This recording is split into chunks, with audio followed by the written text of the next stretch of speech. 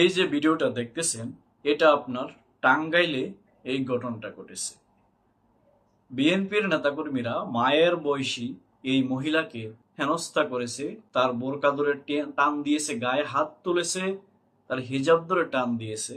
সর্বশেষে বিএনপির এই কুলাঙ্গারেরা তার পেটের মধ্যে লাথি মারছে। হয়তো আপনারা ভিডিওতে দেখতেছেন যে তার পেটে কিভাবে লাথি মারলো। কোনো সুস্থ, স্বাভাবিক, কোনো ভালো পরিবারের সন্তান কখনো বিএনপি করতে পারে না। এই যে ঘটনাটা বিএনপির নেতাকর্মীরা ঘটাইলো, তো তারেক রহমান কি এর বিচার করবে? জীবনেও না। তারেক রহমানের এর বিচার করার ক্ষমতা নাই। তিনি একজন পুতুল মাত্র। তিনাকে যেভাবেই বলা হচ্ছে তিনি সেভাবেই কাজ করতেছেন।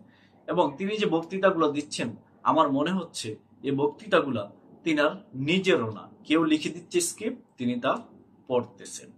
তো বিষয়টা এটা না, বিষয়টা হচ্ছে, তো প্রকাশ্যে জনসম্মুখে একটা মায়ের পেটের মধ্যে লাথি মারলো।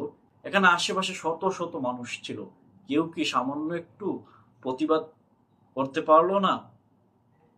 আমরা কোন সমাজে বসবাস করতেছি? তো এই ঘটনাটা যে তারা ঘটাইলো, তারা তো কোনো পরিবারের সন্তান না, সন্তান না? হ্যাঁ, তারা কোনো পরিবারের সন্তান, কিন্তু তারা যেই পরিবারের সন্তান, এটা বৈধভাবে কোনো পরিবারের সন্তান না। সে যে জন্মগ্রহণ করছে, এটা কোনো বৈধ পরিবারের বা কোনো বৈধ সম্পর্কের সন্তান এটা হতে পারে না।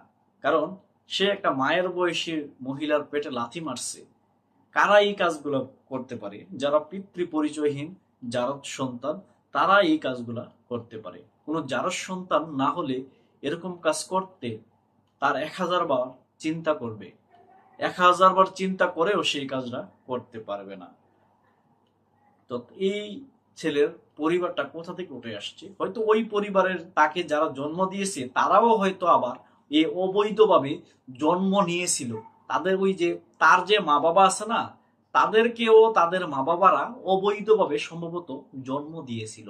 এই কারণেই তারা আবার এই অবৈধভাবে এরকম একটা সন্তান জন্ম দিয়েছে, যারা মায়ের বয়সী মহিলার পেটে লাথি মারতে সক্ষম।